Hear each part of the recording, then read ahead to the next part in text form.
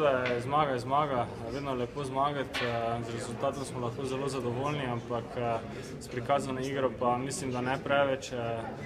Veliko je bilo napak v obrambi, ki bi jih mogoče malo kakovostnejša reprezentanca znala izkoristiti, zato upam, da se do jutri malo boljše pripravimo in izboljšamo te stvari. Zanimivo, da ste izpostavili najprej svoje slabosti, obrambo torej malce poboljšati, kaj pa v napadu? Zdelo se, da je kombinatorika prava, strelov veliko.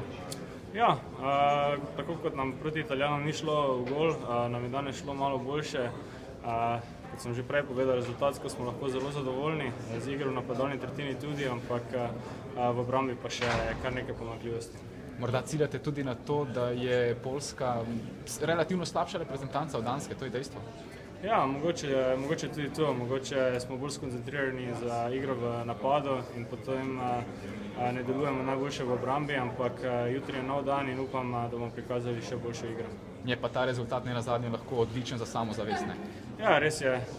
Tako kot nam na Bledu proti Italiji ni šlo v gol, nam je tukaj šlo in dobili smo malo na samozavesti in upajmo, da nam bo šlo tako tudi v prihodnje.